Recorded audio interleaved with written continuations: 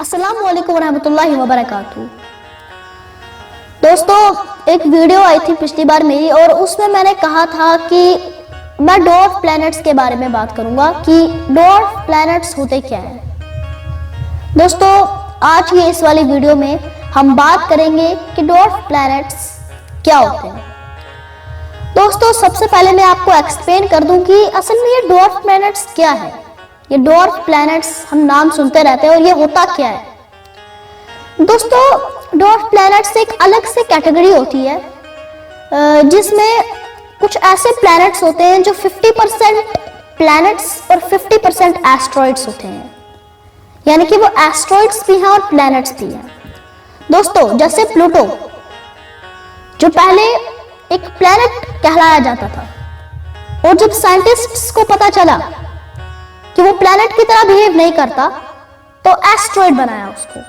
लेकिन जब साइंटिस्ट्स को पता चला कि वो एस्ट्रॉइड की तरह भी बिहेव नहीं करता तो उसके लिए अलग से कैटेगरी बनाई, डॉर्फ प्लैनेट्स।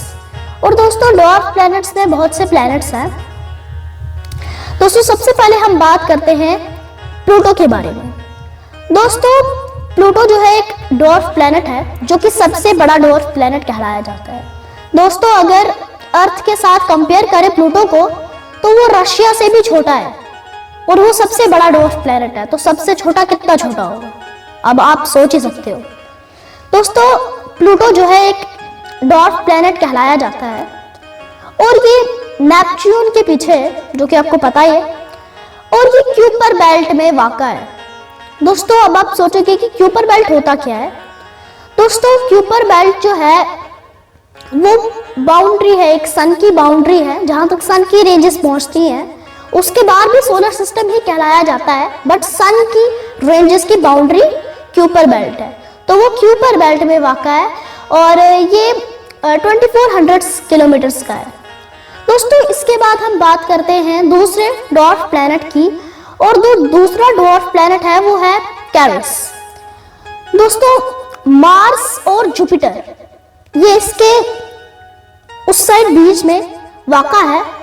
और जैसे प्लूटो जो है वो पहले प्लैनेट कहलाया जाता था, तो ये प्लैनेट जो है ये पहले एस्ट्रॉइड कहलाया जाता था और ये जो है 473 किलोमीटर्स का है। दोस्तों, उसके बाद हम बात करते हैं एरिस प्लैनेट के बारे में, और इसका साइज तो प्लूटो से थोड़ा सा छोटा, ये सेकंड बिगेस्ट डॉर्फ प्लैनेट है। और अब आप कहोगे कि ये प्लूटो जितना है तो प्लूटो जैसा ही होगा, प्लूटो के साथ में होगा और प्लूटो जैसा ही होगा, लेकिन नहीं, ये प्लूटो के मुकाबले सन से 3 गुना ज्यादा दूर है, लेकिन तब भी सन के इर्द गिर्द घूमता है और ये जो है 1163 किलोमीटर्स का है। दोस्तों, उसके बाद हम बात करते हैं एक प्लैनेट की जो है ह्यूमिया। दोस्तों, ये एक डॉर्फ प्लैनेट है और इसका शेप आउल है। इसके आउल होने की वजह से इसको डॉर्फ प्लैनेट कहलाया गया। और अब आप ये सुन के शॉक हो जाओगे कि ये जो प्लैनेट ह्यूमिया आउल है ना, ये आउल के साथ साथ बाकी प्लैनेट्स की तरह गोल रोटेट नहीं करता, आउल ही रोटेट करता है। और ये आज तक किसी प्लैनेट के साथ टकराया भी नहीं, है ना शॉक कर देने वाली बात। ये आउल शेप में कुछ इस तरीके से घूमता है, आउल शेप पे। और इसकी जो लेंथ है वो 816 किलोमीटर्स की है। दोस्तों, उसके बाद हम बात करते हैं एक और डॉर्फ प्लैनेट की जो है मेकमेक। और ये जो है ये क्यूपर बेल्ट में सेकंड बिगेस्ट ऑब्जेक्ट है। अब आप ये नहीं सोचना कि ये सेकंड बिगेस्ट डॉर्फ प्लैनेट है, नहीं, ये सेकंड बिगेस्ट ऑब्जेक्ट है क्यूपर बेल्ट में। और दोस्तों, ये जो है 750 किलोमीटर्स का है। दोस्तों, उसके बाद हम अब बात करते हैं कुछ ऐसे डॉर्फ प्लैनेट्स की जो सोलर सिस्टम से बाहर की रेंज के हैं बट तब भी सन के इर्द गिर्द घूमते हैं।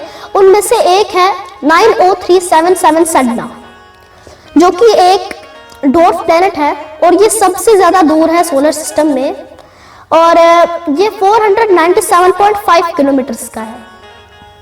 दोस्तों, उसके बाद अब हम एक और डॉर्फ प्लैनेट की बात करते हैं और वो है क्योर।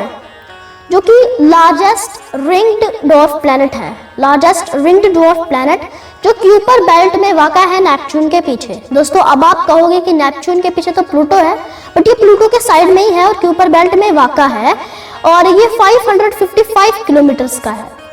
दोस्तों उसके बाद अब हम एक और ड्वार्फ प्लैनेट की बात करते हैं जो है 90482 ऑर्कस। और दोस्तों ये जो है ये क्यूपर बेल्ट में वाक़ा है और शॉक कर देने वाली बात यह है कि ये लौता एक ऐसा ड्वार्फ प्लैनेट है जिसके पास मून है। लौता एक ऐसा ड्वार्फ प्लैनेट है जिसके पास मून है और उस मून का नाम है वेल्थ। और दोस्तों ये जो ये ड्वार्फ प्लैनेट है ये 479.2 किलोमीटर का है। दोस्तों उसके बाद अब हम एक और ड्वार्फ प्लैनेट के बारे में बात करते हैं और वो है गोंगगोंग।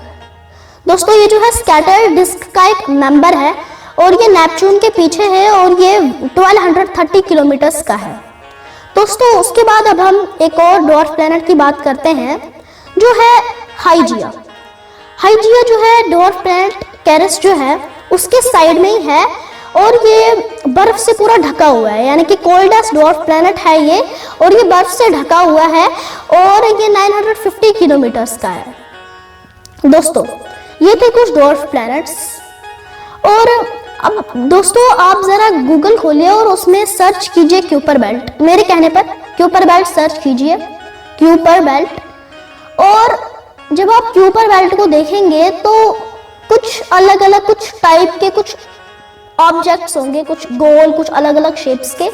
दोस्तों वो जितने भी है ना वो गोल और वो अलग शेप्स के क्यूपर बेल्ट में जो है वो ड्वार्फ प्लैनेट्स हैं, वो अलग से एक ड्वार्फ प्लैनेट्स कहलाए जाते हैं। अब आप सोच रहे होंगे कि अगर वो भी ड्वार्फ प्लैनेट्स हैं तो मैं उनको कह क्यों नहीं रहा हूं, उनको एक्सप्लेन क्यों नहीं कर रहा हूं। दोस्तों इसके पीछे बस एक ही रीजन है कि वो 100% ड्वार्फ प्लैनेट नहीं कहलाए जाते। जिन प्लैनेट्स के बारे में मैंने अभी बात की वो प्लैनेट्स 100% ड्वार्फ प्लैनेट कहलाए जाते हैं कि ये 100% ड्वार्फ प्लैनेट हैं, उनकी कैटेगरी में आते हैं ड्वार्फ प्लैनेट्स के ये 100%। लेकिन जो बाकी ड्वार्फ प्लैनेट्स हैं जो क्यूपर बेल्ट में वाक़ा हैं वो भी 100% ड्वार्फ प्लैनेट्स नहीं है। तो जब वो 100% ड्वार्फ प्लैनेट कहलाए जाएंगे तो मैं उनके बारे में भी बात करूंगा इंशाल्लाह। सो ये थी इसके बारे में कुछ नॉलेज, जो ड्वार्फ प्लैनेट्स होते हैं असल में होते क्या हैं, तो ये होते हैं।